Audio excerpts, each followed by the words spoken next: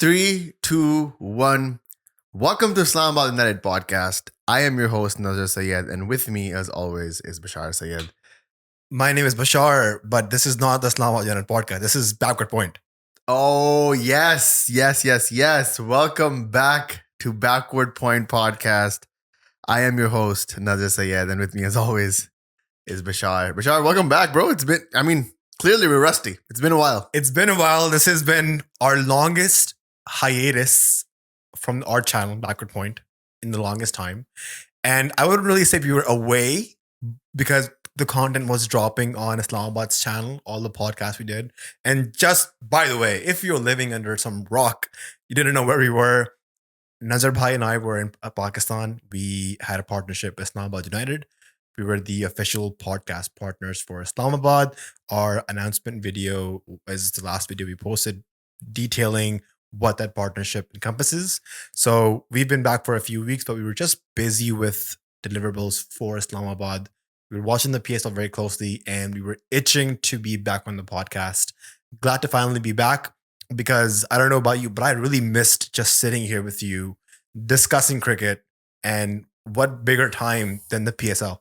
Yeah, I actually missed Backward Point a lot. I think we were so encompassed, like you said, and just like super busy with the Islamabad stuff that I wouldn't say neglected or forgot about it because it was in the back of our minds. It just we couldn't give it time. It was just two of us and our team, which is two people, it's four of us trying to run the Islamabad pod and trying to make sure that Backward Point stays relevant. The Islamabad pod, they're doing great. I think for us, numbers don't matter as much as the experience does. And it was once in a lifetime, man. I mean, we were there for 5 days, and by the end, the whole team wanted us to stay for the whole PSL, and we just the commitments and all that, you weren't able to pull through like that. But I think I don't know what to say. Like, what are you talking about? Like Shadab Khan said on a podcast recorded that I bowled a good delivery in his presence, where Naseem Shah was on the running end, Mike Hesson was coaching. And just like that whole story, if you told me that this was going to happen at the start of this podcast, I would not believe you. But now here we are, we've been back for 3 weeks and just it feels like a dream. I told you to like keep notes and keep like a diary of what's happening because it's going to fly by. And it just already feels like a dream. I was journaling every single day and on the way from Islamabad to Karachi as well. And it felt surreal that I was journaling that experience. I mean, being so close to Naseem Shah, Shadab Khan, and just how great Islamabad is as a franchise. If you may not know, we're wearing Islamabad United merch. So, and just for the record, by the way, last year I denounced my support for Karachi Kings. We both are from Karachi. We're diehard. We were the biggest Karachiites you'll ever meet. But last year, looking at the team, looking at the management, we just thought Karachi Kings got very toxic. And I started supporting Islamabad because I felt like Islamabad plays modern day T20 cricket that I like to watch. And this is on record, by the way. If you go to the second episode, there's some point in the podcast where I mentioned that I'm announcing my support for Islamabad. So we'll link it. Yeah. So just having this partnership go through, it really was a dream come true. Being face to face with these players and breaking that barrier of being a fan and being a part of the team Islamabad and seeing the players up close. I think I've learned so much about cricket, about what these players go through, about what they're like off camera. It's been wonderful. I think what I'm most proud of is the kind of conversations we've had with these players.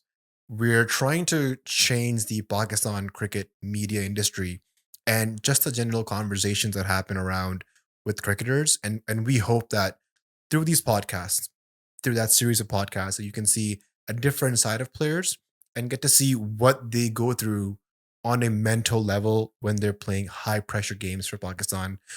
Because oftentimes we forget that Naseem Shah is 21 years old. He's a kid. Haider Ali is 23 years old. And the kind of scrutiny, the kind of eyeballs that are on these guys, I think it's commendable. I can't recall what I was doing when I was 21, but I was definitely not leading Pakistan's bowling attack in all three formats. Yeah, I think it was really funny because most of these players that we interviewed were younger than me. and I kept calling them bhai, like Shadab bhai, Naseem bhai, and I was like, Naseem is like 7 years younger than me. It was like that moment when Iftikhar Ahmed was calling Shady Bhai, Fahim Bhai, Babar Bhai. You just put me and Iftikhar in the same And bracket. Shady's like, Bhai?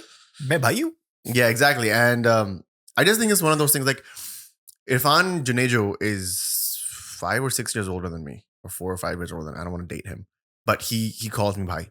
And I think it's one of those things where it just stuck. It just stuck. And we'd be joking around with Naseem and just having dinner or whatever with him, but I'd still call him bhai and he'd still call me bhai. And it was one of those things where it just kind of stuck. And you're absolutely right. Like for us, for me at least, the biggest thing was just humanizing these people on the field and on the podcast as well. I think we tried to do that our best, and just hanging out with them, eating dinner with Naseem, and just sitting with him and joking around with him, talking nothing about cricket and just like life and jokes and just hanging out basically. It made me realize that what they do on the field is extraordinary and really special, but who they are as people is also very, very important. And I don't know about everybody in the Pakistan team, or I don't know about everybody as all the cricketers, but I was really happy to see that at least these core people really know how to ground themselves and really know how to keep a balance between their cricketing life and their normal life. And that was good to see. I hope that came across on the pods. And I hope that we get called in again next year so we can have a continuation, because I don't think this is just a end all be all, dusted, it's over, good job, nice memories thing. I want this to be a continuous thing year over year where we go back to these players and see what they're doing now, a snapshot of their year kind of thing. So yeah, I mean, again, thanks to Islamabad United for being completely on board with everything. The creative control that we had is insane. Like you can see it on the podcast. I don't think we got a single note from anybody, starting from Rehan Bhai all the way down to like Qasim or anybody else in the middle. Nobody said, "Oh, don't talk about this, don't talk about that." Even the players. And I think that really shows when the conversations are genuine. We knew how we wanted to conduct the interviews, but there were moments where the interview just took its own toll, and we followed it. And I feel like that really translates well. People love it. People are enjoying it. We get messages about it every single day. And I just hope that this is a start of something new and not just the end all and be all of it.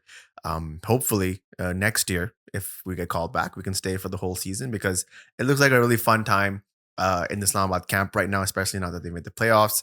And if you want, Bashar, we can just start off the podcast with this, because there's so much cricket I want to talk about. I don't even know if we'll have time to get to the England-India series. I don't even know if we have time to get to the Afghanistan-Ireland series, because we're trying to make this PSL-centric. But let's look at the tables and see what we got after all the regular season games are over. We're into the playoffs. 4 teams have made it to the top. Multan Sultans again leads the table with 14 points, 7 wins. What a win percentage they're going at. Peshawar Zalmi is number 2, led by Babar, with 6 wins, 13 points. Islamabad United, number 3, with 5 wins, 11 points, over 50%. I like that. Quetta, 5 wins, 4 losses, 11 points as well. Net run rate is negative, so they're below Islamabad. And then the favorites, Karachi Kings and Lahore, is out of the tournament. Lahore Qalandars, let's start with that. I want to do the Butta Fast sort of format where they go bottom up. And I think that's the way we should go as well. Lahore Qalandars, defending champions, 2-time winners, back-to-back, like Jordan 96, 97, but not like Jordan 98, apparently. 1 win, 8 losses, 1 no result, 3 points, negative 0.5 on the run rates. Thoughts? What do you think happened there? I think this is very concerning, just because our national team captain for white ball, Shaheen Afridi, was made captain because of his PSL performances, because he led Lahore to the PSL championship 2 years in a row. So I'm just trying to decode what this means for the Pakistan team, for Shaheen Afridi, the captain, and Lahore Qalandars, because even before the PSL happened, when the squad was drafted, we could see that Rashid Khan is not there. They've picked too many top order batsmen, And just out of sheer luck, their players who were performing went out of form. For instance, Sikandar Raza wasn't firing. David Wiese got injured. Fakhr Zaman had a horrible season. Man scored 157 runs at an average of 19 and a strike rate of 115. Now, Fakhr Zaman is typically their impact player. Whenever he scores, Lahore just wins, and that's just the kind of player that Fakhr Zaman himself is. On top of that, Fakhr got injured last match against Karachi.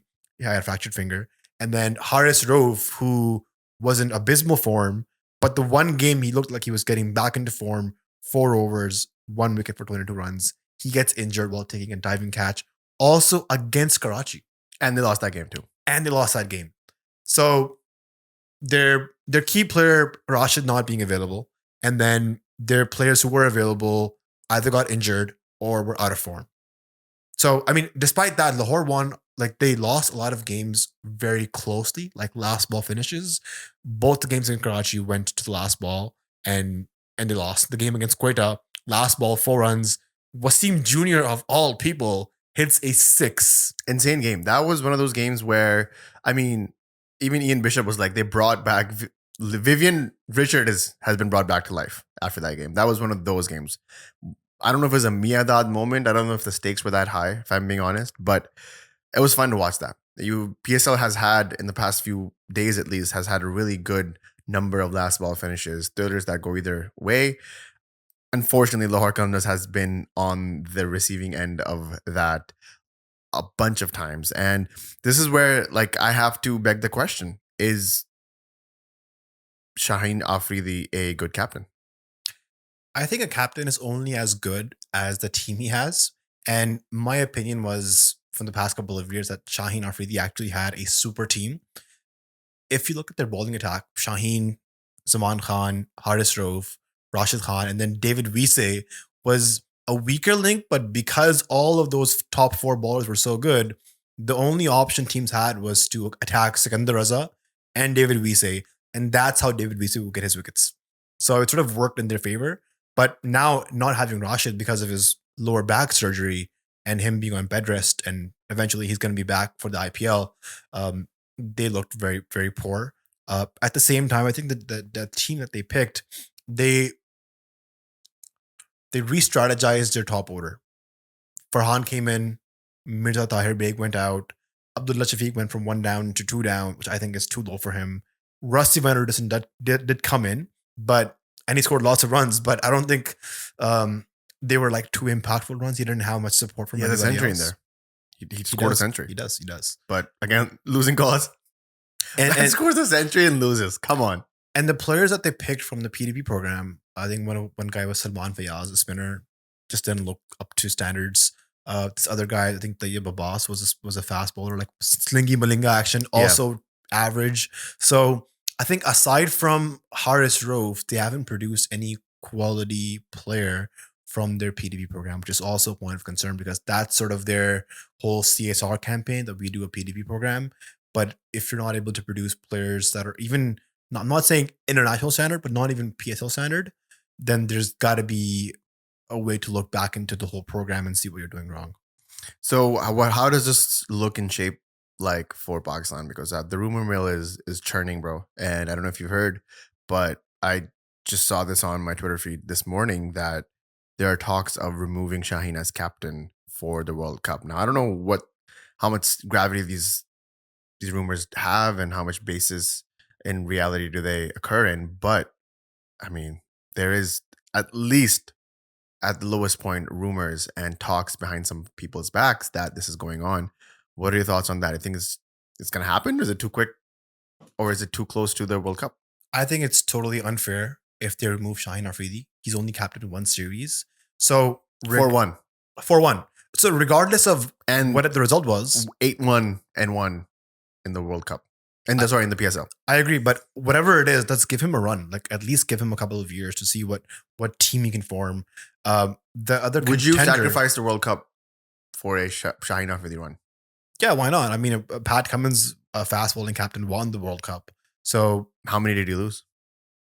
I think that was his only ODI World Cup he captained. Well, then those are really high standards, aren't they?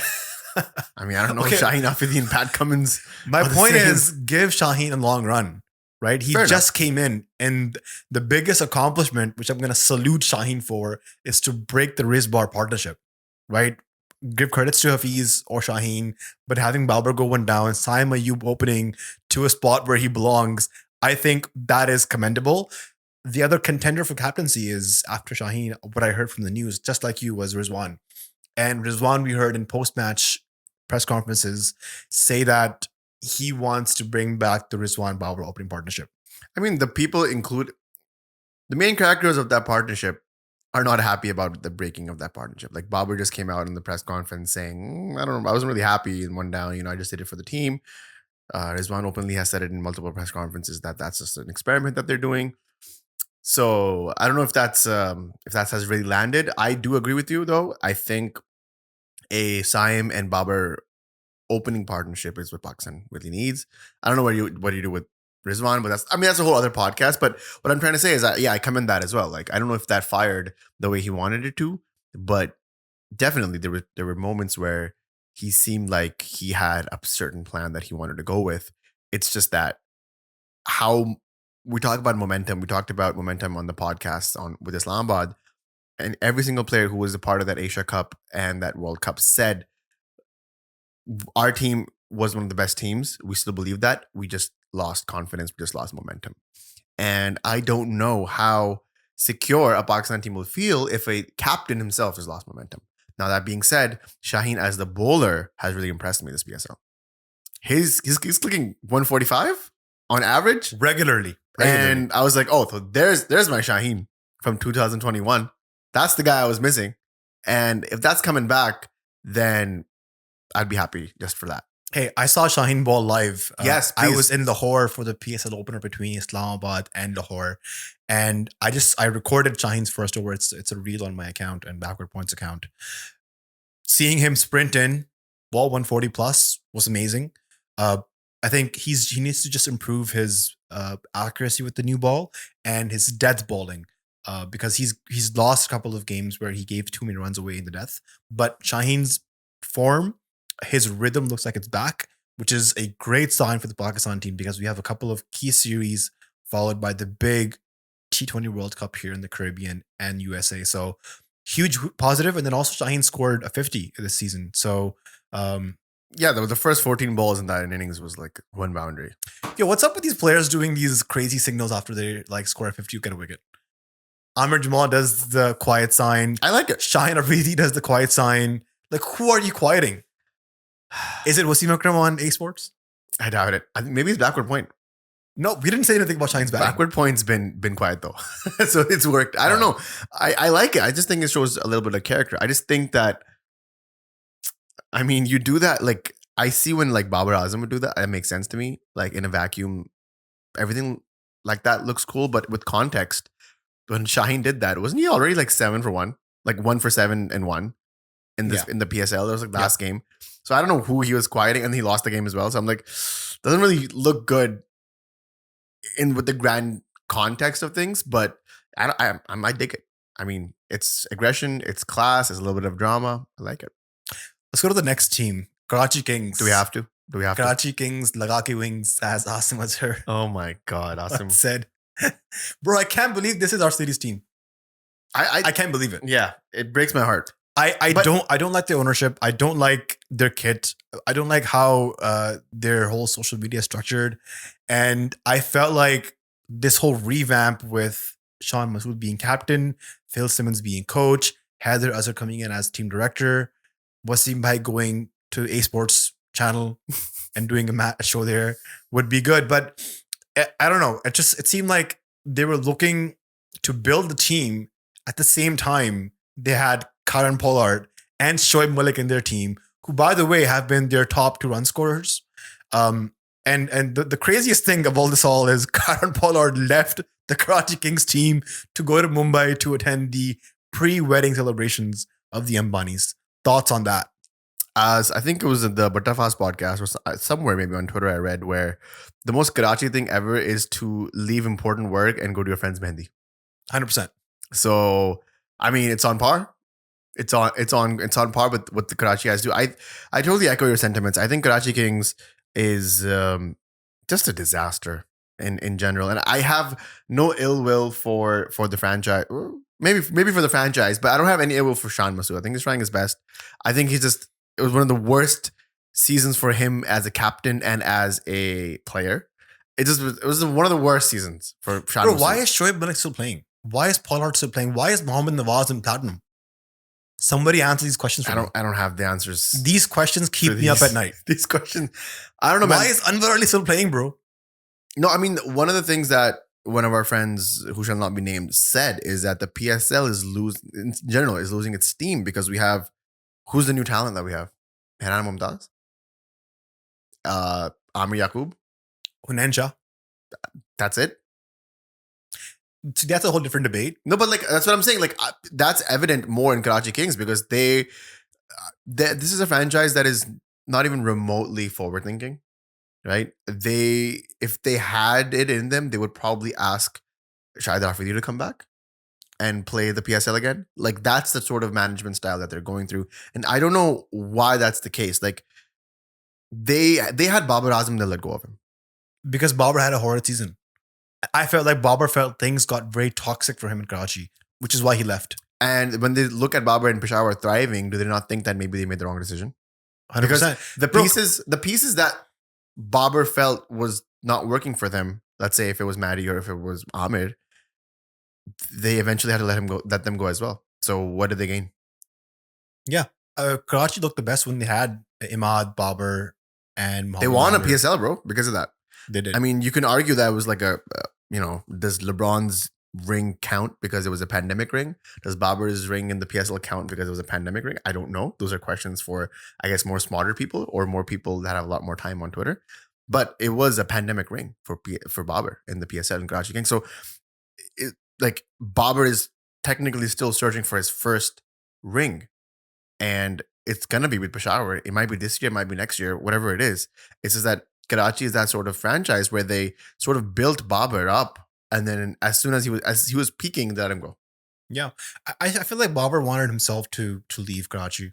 But Just like, why because would of- you create a scenario where your star player wants to leave? Does Shadab want to leave? So the issue happened, it started when Babar was announced as the Pakistan captain, but he wasn't announced as Karachi captain. Imad was captain the year Babar was captain of Pakistan. So I felt like personally that doesn't sit well. Like you need to give respect to your national captain and make him captain of the Pakistan, the Karachi team. And then next year when Babar was captain, Imad was let go. So different story altogether. But yeah, I think even when Haider Ali was playing in Karachi, he was in platinum. They played him 5-6 matches and then they dropped him. I think you need to keep investing in your platinum player, and a player like Haider Ali really deserved a full season before you announced to let him go and put him back into the draft. But Karachi is just that sort of a franchise. When you don't have good local players, this is what happens.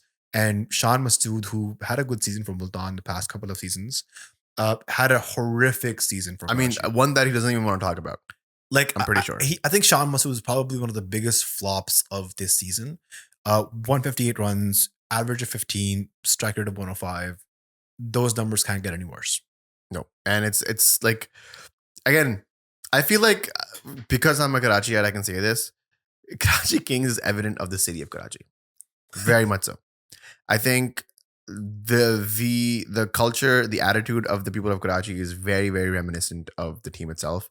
They will have a few sparkling moments, but in the end, they have a lot of work to do. Do you have any tips on how to fix Karachi Kings, if you could? Yeah, better local talent, better picks in the draft, and honestly, lastly, just pick players who are available. The Ray Shamsi played 3 games, he left. And I think a couple of other picks they weren't fully available for the season. So that, like I said, better local talent, and then just being lucky enough that the players you do pick are in form.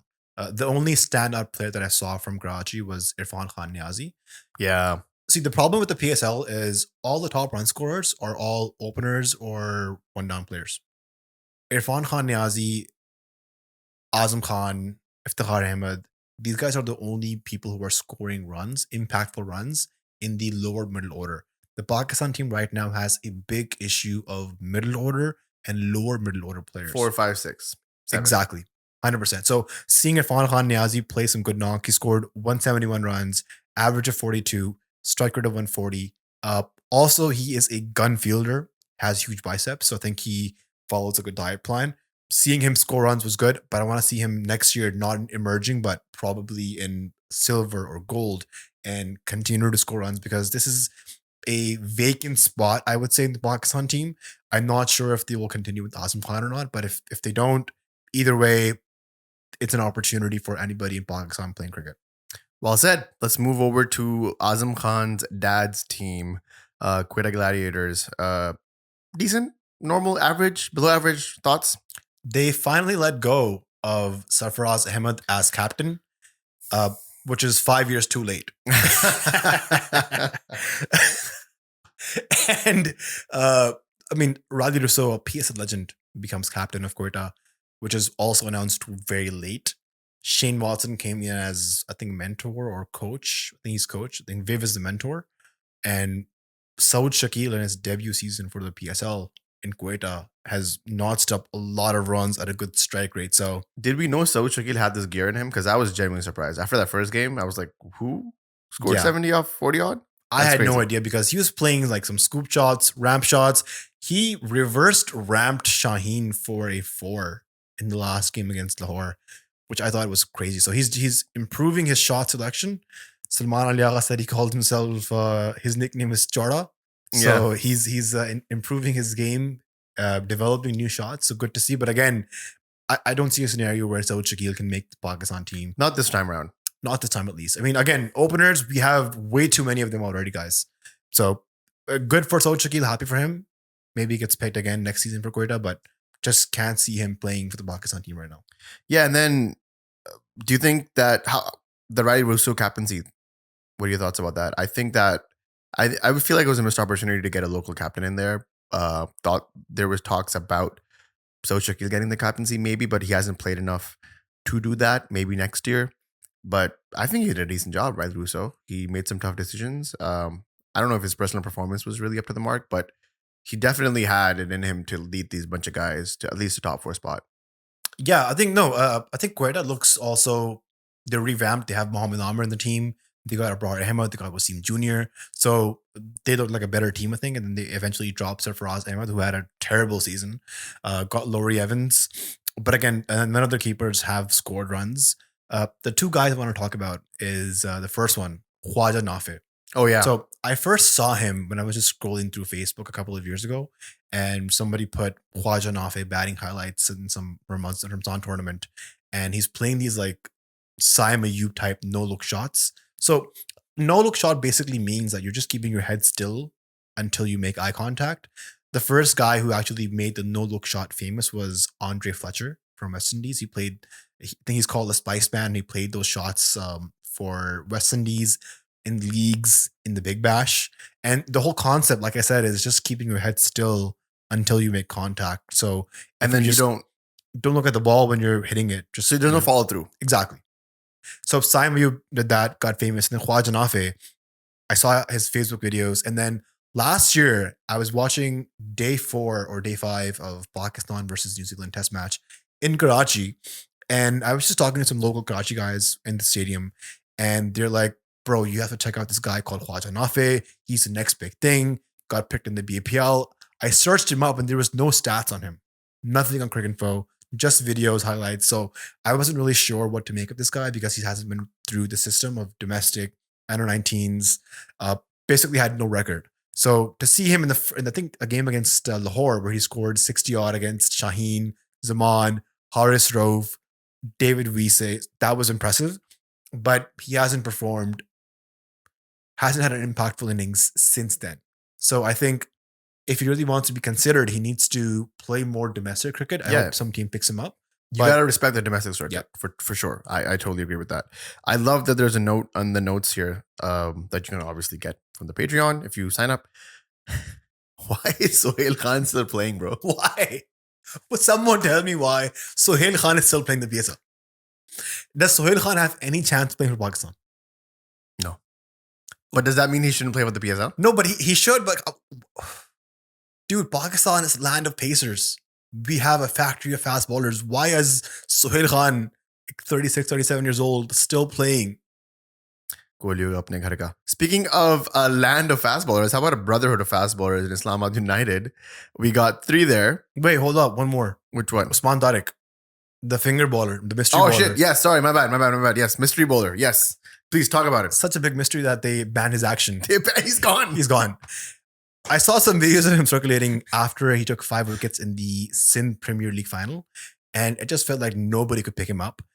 I think he's a typical Karachi tape ball bowler who bowls like finger spin, just takes pace off, and he has his stop in his action, very similar to what Ashwin does.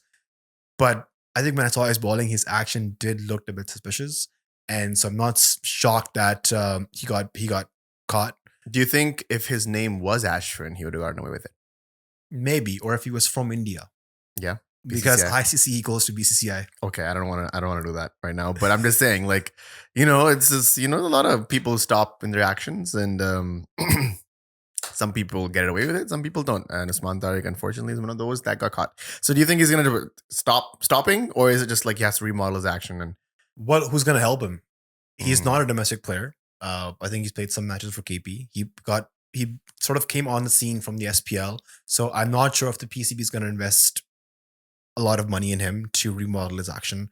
I'm not sure if they'll send him to Australia for testing his action. Is that the only place you can remodel / test your action? Australia? I think it's one of the most credible places that you can do. I feel like Dubai must have something in there. Ajmal went there. Hafiz went there when their actions were suspicious.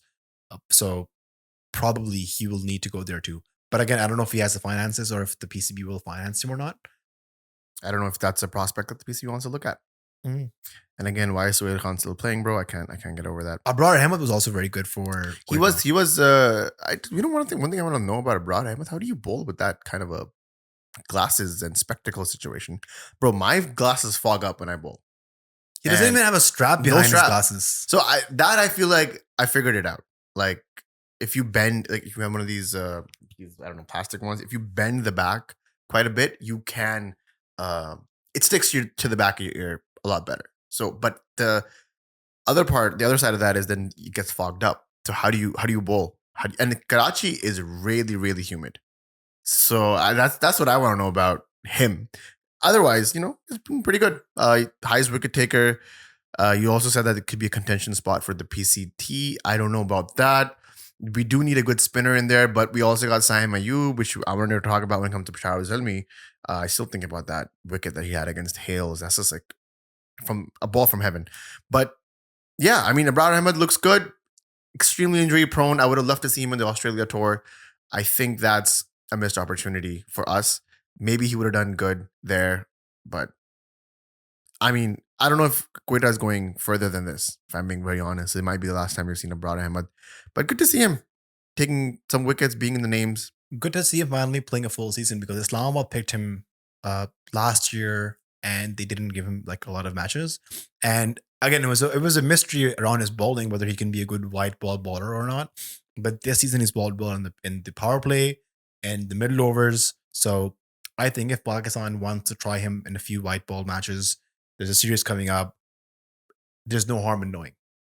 Totally. And then we can segue into Islamabad United. Now, I don't know if people might judge us biased because of the gear that we're wearing. Really? The gear. And the whole 10-minute opening that we had.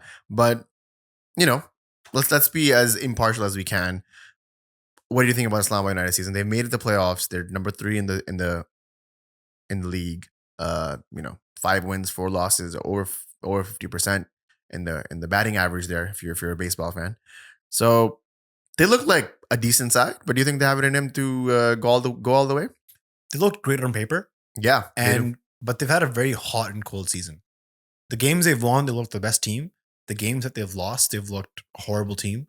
And I just think it took them a long time to find the right combination. Like they were playing Rahman Race some games, they're playing Ubaid Shah some games, they're playing Jordan Cox, they're playing Haider Ali, and they're dropping Haider Ali. Timon Mills. So it just took them like 6-7 matches to find their right combination. I think they've finally found that. minus Alex Sales still being out of form. But the one thing I've noticed about Islamabad, just by watching their matches, is that they like to back their players.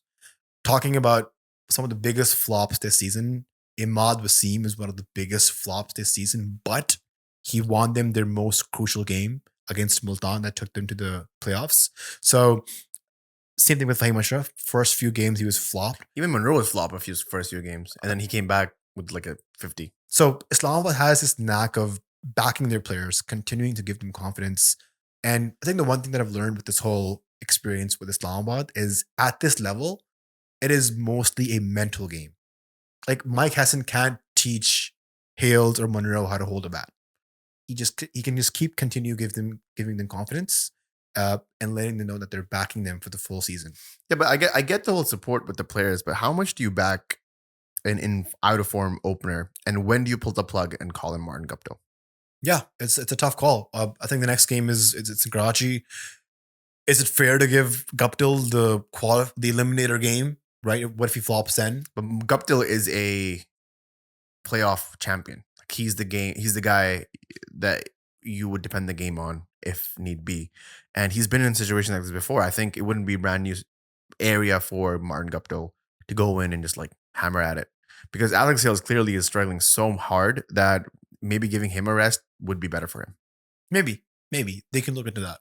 But like in terms of the positives for Islamabad, like Salman Agha has been insane. Now that's something that we saw during the practice sessions where Agha was just hitting those sixes, to Naseem, to Shadab, just over the Jakarta Stadium into the parking lot. I was just like, what happened to Salman Agha? Like he's on some steroids shit. And it translated really well over to the games that Islamabad played. And then Shadab has just been insane. Like one thing Rehan told us off camera was that I really think that Islamabad is going to make the finals, and I really think that Shadab is going to have a standout tournament.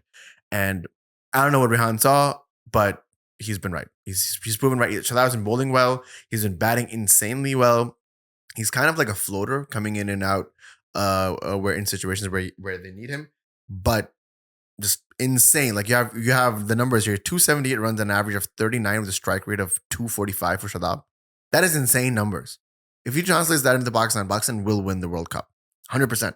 Not a doubt. And that's not even just talking about his bowling, which has been very, very good. There have been moments where he's been hit. That happens. It's a T20 game, smaller boundaries and whatnot. But the games that he's shined, like, 20 odd, 25 odd, taking a wicket here and there, that's all you need from Shady. That's literally all you need. And with Salman Agha and people like him backing him up, Shadab is going to shine. Shadab is the fourth Shadab is on the fourth spot for being the most impactful player in this PSL. Number one being Saim Ayub, Shaheen Afridi, Babar Azam, and then fourth, like I said, Shadab Khan. So when Shadab plays well, I think Shadab is arguably one of the best T20 players in the country. One of the best T20 players Pakistan has ever produced in T20 internationals. So it's very, very important for Shadab to play good for Islamabad and then make his way into the Pakistan team.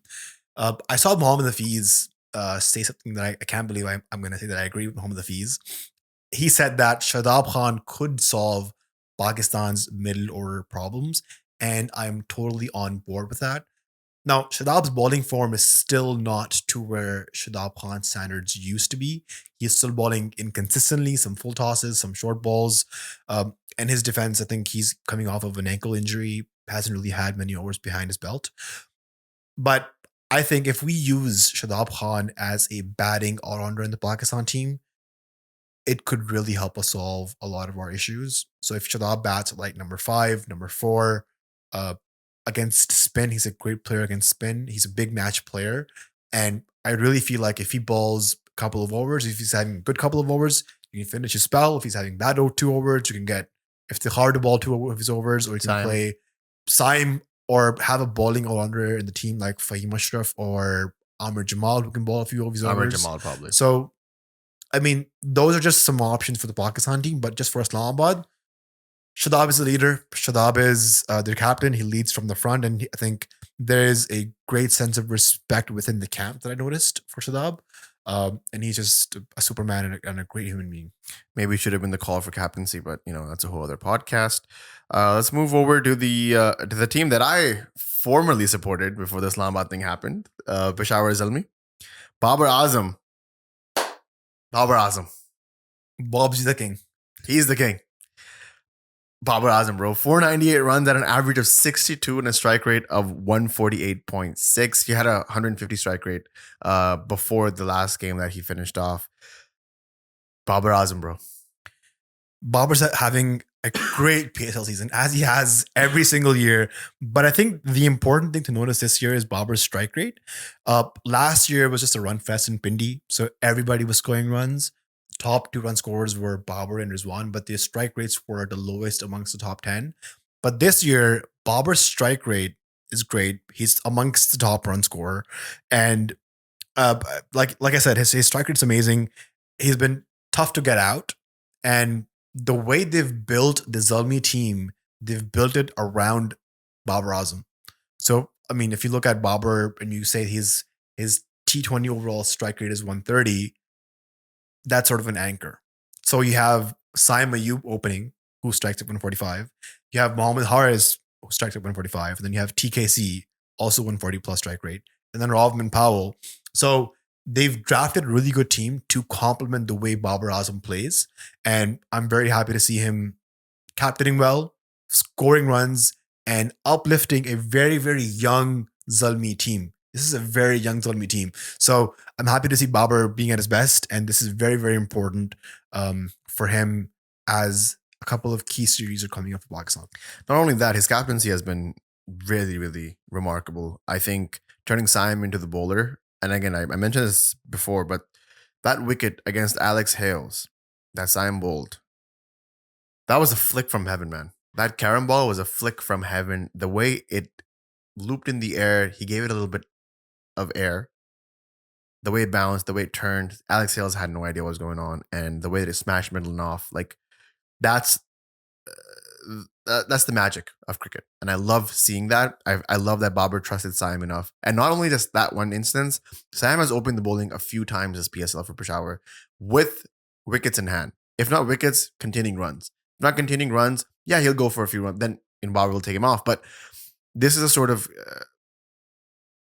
out of the box captaincy that Babar Azam has tried, and he's succeeded. And I love the way that you said that the team is built around him. I think that's something that the Pakistan team management can also look at least for the top 4 or 5. Build people around Babar Azam. One anchor is more than enough. Yep, one anchor in the top 3 is more than enough. And I think, Babar has done very very good job with how he drafted the team. Very unlucky that Naveen has to leave.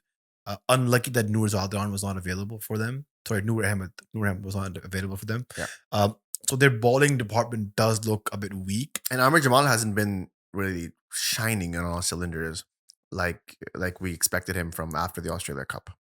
Yep. I mean, they've had Salman Irshad as the death bowler, but he's also gone for lots of runs. They've looked at getting in Aimul Khan in. He also went for lots of runs. The only decent bowler that I thought was Mehran Mumtaz, who bowled very well, very economical in Pindi, where typically bowlers go for lots of runs. So he's a good prospect. Again, a very, very young team. So I can't wait to see where the Zalmi team goes within the next few years. But they're off to a good start, and they're in the top 2. I'm not sure if they have what it takes to beat Multan, but we'll have to see. What's the curious case of Mohammad Haris? So Mohammad Haris in an interview said that the easiest spot to bat in this PSL is opening. And I personally think, this is my opinion, give me hate if you want, I feel like Babar should play one down for Zalmi, and Mohammad Haris and Saim Ayub should open, because that's the best way to optimize the power play.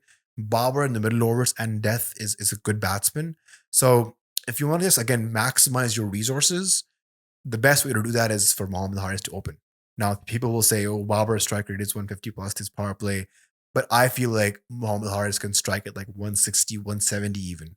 And he's performed the best as an opener in the PSL. So why not use him with Saim Ayub to just go berserk in the first 6 I think it's a little too late for that. I mean, they're already in the playoffs. So if that combination was even to be tried, it would have been in the regular season. I think Mohamed Haris just has to live with number 3. And I just don't know what's going on with him. Is he trying to be too aggressive? Is he trying to attack every single ball?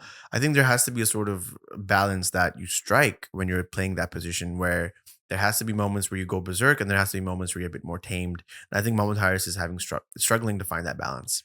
I think Haris's confidence has shaken when Shaheen and the Pakistan team rested him for the New Zealand series. He took that to heart.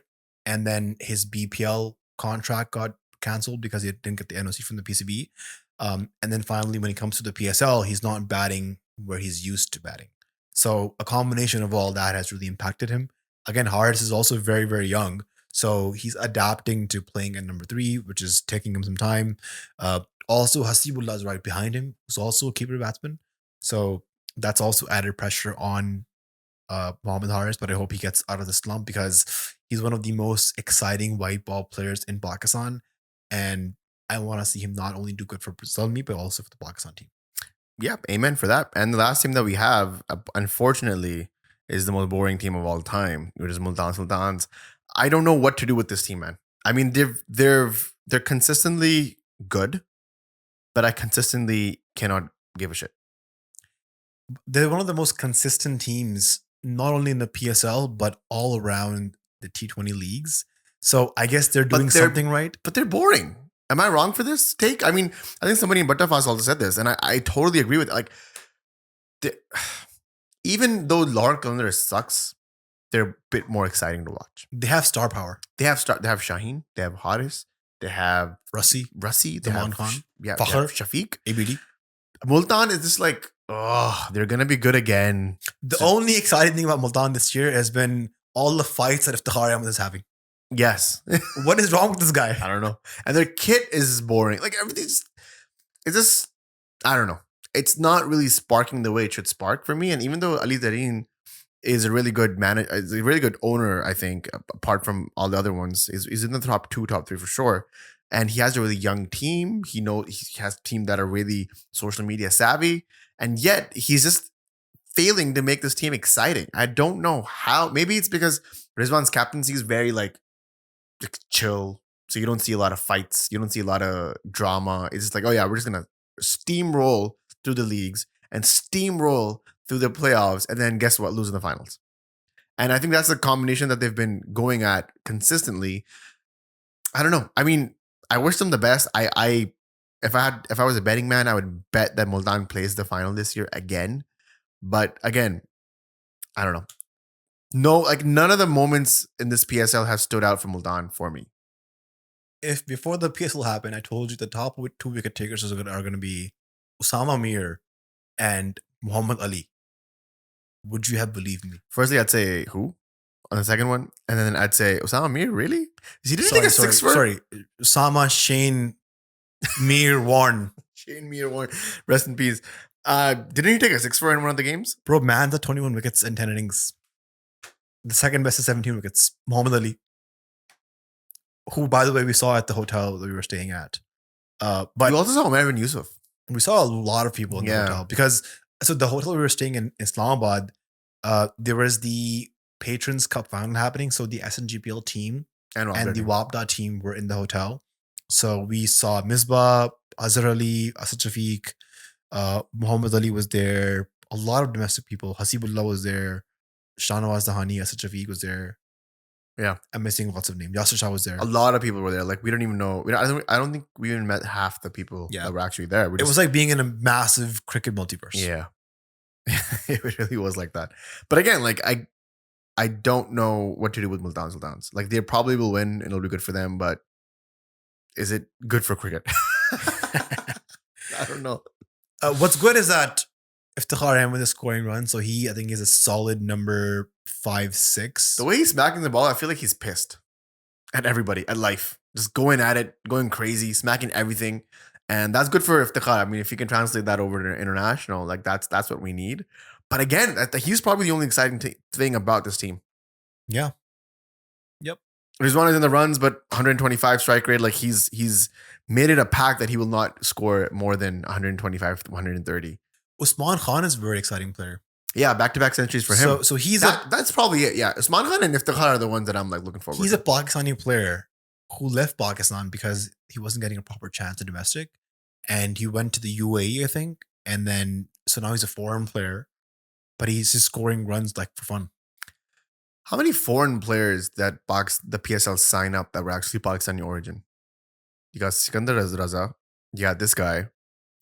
Tabrez Shamsi is not Pakistani. Is he? No, in the past we've had Usman Khwaja, Yeah, but like Ali even, Khan from the USA was there. even the foreign players that you're getting for the PSL are just like origin Pakistani players. That's a Okay. whole other conversation we should That's a have. different conversation. But so Daniel Rasool said in his article, PSL went from being the second best league in the world to the third best league in February. Yeah, great article by the way. I urge everybody to go and read that article because I've been talking about this in the last episode we did and how the PSL window is shrinking, how there's more competition in this window with the BPL, with the SA20, with the IL220, With Ramadan Kareem. with Ramadan coming in Yeah. and the IPL to follow up. Yeah. So the PSL for all your money it's in danger. Firstly, You got to find a new home for the PSL. I overheard Wasim Akram saying that BPL paid David Miller 150 grand USD for 3 matches and he postponed his wedding. He went to the BPL, he played 3 games, he won the BPL, went back. So if the BPL is having to pay that sort of a money to players, I think PSL needs to step their game up. I don't think the auction is the right solution for this, but just increasing salary caps, lightening the security situation, because we were part of the Islamabad team. So when we went to the training camp from the hotel, there was police mobiles around us. And this is pre-PSL. When you're in the PSL, It's even there worse. is presidential level security. You're in a security bubble. You cannot leave the bubble. I saw Darren Sammy tweet that how hard is it to play golf in Pakistan. So players' movements are restricted. Why would any player go to Pakistan to play the PSL where there's security restrictions versus go to play the IL220 in Dubai? Dubai is one of the most sought after vacation places in the world. Why would they not go to South Africa, where Cape Town is a beautiful city? Johannesburg is a beautiful city. They can play cricket, explore the city, have fun. So PSL needs to rethink its model. I don't know, maybe find a different window somewhere in October, November. Find better activities for players because they just can't go from stadium, ground, hotel, and be stuck there. Yeah, I agree.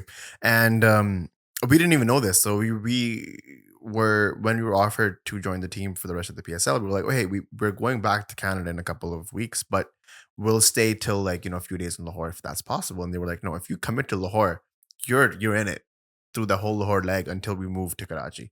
So that was one of the reasons why we also didn't say yes. And we realized that, oh, that's like a lot of security. And that's people who like, have family in Pakistan and are from Pakistan are not even allowed to visit their family. That's how it's like tight the security is.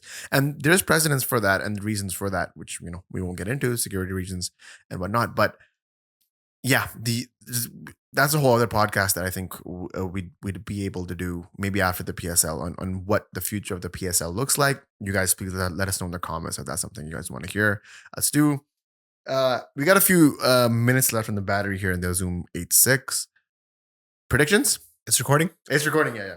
We're good. That's why I kept looking at people. Almost be like, what is he looking at? I'm looking at the recorder down there because we had an incident in the Islamabad United podcast. I won't say which podcast, but you guys probably know already. They know. We had an incident where we couldn't record the audio for a certain podcast. So yeah, I have massive PTSD now.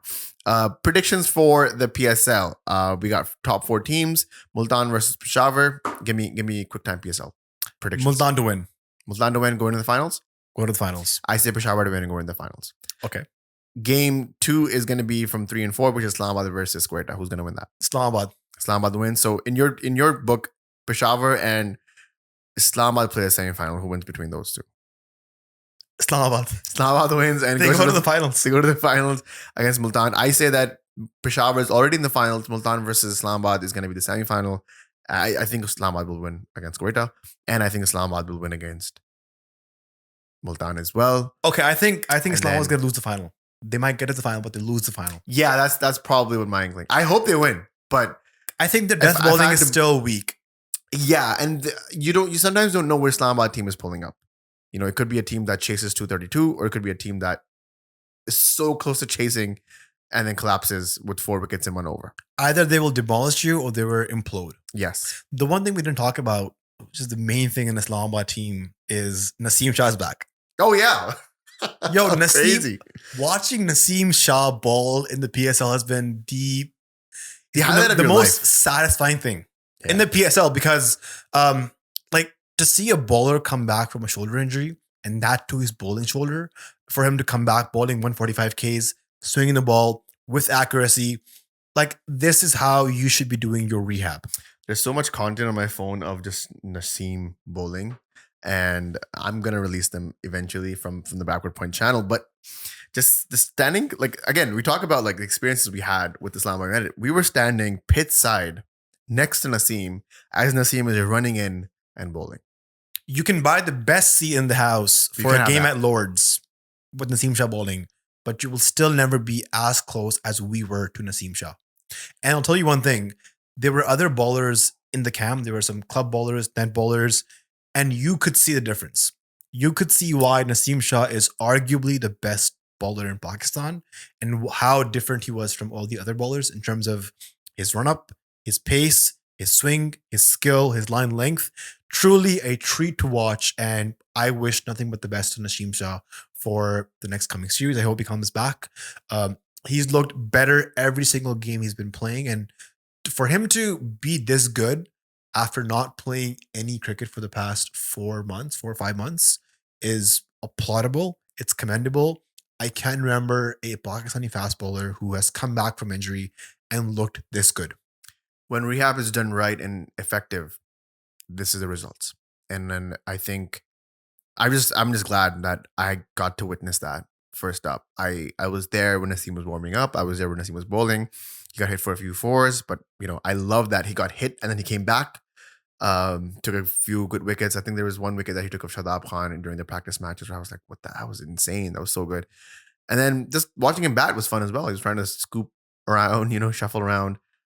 Again, Naseem Shah back in the Reds. Beautiful sight to see. And I feel like if Islamabad were to reach the final, then Naseem's contribution is going to be immense. And he has to be the bowler that we know he is. And then just seeing him back in the greens is going to be great. I don't know if he's going to play the series that is upcoming, but I hope he does. And I hope he plays the World Cup as well. And yeah, I think that's a really good place to end it. We've been 57 minutes strong in this, Bashar. Clearly, we missed potting, and I missed potting with you as well. Good to be back. Yeah, just one last final thought I want to say. This is a message to all the fans listening. Always take PSL performances with a grain of salt, right? Just think about the quality of bowlers on display, the pitches on display, the boundaries, and then just the PSL is a great avenue for identifying talent, but please don't fast track talent from the PSL to the Pakistan team. Like, I was hearing stuff like Khwaja Nafis should be in the Pakistan team for the World Cup. Usman Dar should be in the team for the World Cup. Like, bro, they've played one good match. Identify talent to the PSL, get them in the domestic circuit, have them play for a couple of years, and then bring them into the PSL. Sorry, into the Pakistan team. Like, fast tracking players, we've seen the results. Like, Haider Ali played under 19s. He played one good PSL, and we fast tracked him to the Pakistan team. He had a good start, but then he didn't have the skills or the capabilities to sustain at that level because he didn't go through the rigor of first class cricket. This is clearly a man who has missed potting. And I'm glad that you got that off your chest because I've been hearing this for the past 2 weeks out of this little scenario that we have here. Well said. I agree with you totally. I think, like you said, PSL at the end of the day is entertainment. It is reality TV. It's a fun little spectacle into Pakistani culture and life and cricket, but it is not the standard of cricket that Pakistan domestic is. You're right. The rigorous process that those cricketers go through is insane. So Well said. Again, good to be back. Feels good. I feel like we flexed our podding muscles a little bit. I don't know if you were rusty or not. You can let us know in the comments below. We haven't done emoji of the day in a very, very long time. Do you have any thoughts? Actually, I think we should do emoji of the day. What comes to your mind? I mean, I keep doing hat. So maybe we could do like a cap. You can do fun little caps if you guys have any headgear in the emojis that you wanna set in. It could be helmet, could be a hat, could be a cap, whatever you guys want. I think headgear is gonna be the emoji of the day here. It's been a while since we've done this, so guys, please feel free to leave your comments, thoughts, notices. Now that we're back, you're gonna see a lot more of us in the future. Hopefully, there's lots of playoff games coming. Reactions to those live will be there, and then There was also I asked questions. I asked you guys to send in your questions for the pre PSL Q&A, and it was at the time that we were in Islamabad, and I thought because we thought we were gonna be able to shoot it there, but obviously we got so busy we didn't have the time, I think in one day we shot 5 pods. which is ridiculous. We shoot that many pods in like 3 weeks. Here. Yeah. So that's how fast we were rolling because we were only in Islamabad for like 5 or 6 days. Yeah. I don't even think we explored Islamabad as much as we wanted to. Even though, spoiler alert, love the city. I don't know why that gets hate. As a Karachiite, as someone who lives in Canada, I was like, everybody should move to Islamabad, but that's a whole other pod. But yeah, we got really, really steamrolled with that. But yeah, we're coming back with a lot of the backward point stuff. The playoffs, you'll see us after the playoffs. The final, which is on a Monday, which is insane. You'll see us after that. We're trying to do some live stream setup for you guys as well. If we're able to do it, you'll hear it on our socials. But this feels good to be back, you know? Yeah, I think I might do like a post PSL Q&A, and I'll take some of the questions that were asked in the first Q&A. I think some of them were general questions. We could still use them, and then just do a general wrap up of the PSL. So yeah, great to be back. You'll see more episodes regularly dropping. And just one last thing, we saw a lot of you at the Young Sinners concert in Toronto. Yes, the real Karachi Kings. And honestly, I'm overwhelmed with the response that you guys gave us. I had no idea we had that sort of a reach or that sort of a listening base. So thank you to anybody and everybody who came up to us and told us that they loved the podcast. We took pictures with us. Yeah, that was our first experience with like people like, stopping us and be like, hey, love you guys, kind of like a selfie. And I hope we didn't disappoint. I wasn't there with my selfie face, so I don't know how those pictures turned out, but it was really overwhelming. Very I was just struck by how much people showed us love. There were people who wanted to like debate us right in the lobby of the show, and I was like, you gotta wait. Saw a lot of Lahore Qalandars fans, so I felt very sorry for them. Yeah. But just again, thank you so much for listening to this podcast. This is nothing without you guys, without your support, and a special shout out to our Patreon gang who helped literally keep the lights up. Yeah, the Patreon gang was the reason why this podcast was sustainable, even though we weren't releasing episodes on this. And if you guys want to join the Patreon gang, you guys get exclusive access to pictures and BTS stuff that we've sort of been a little bit dry on for the past couple of weeks, but we're jumping right back, and we're gonna be scheduling a call this week with our Patreon subscribers, spilling all the tea about the Islamabad United experience and what goes on in there and how we were treated and how amazing it was, blah blah blah. So if you guys want to be join that, please sign up right now.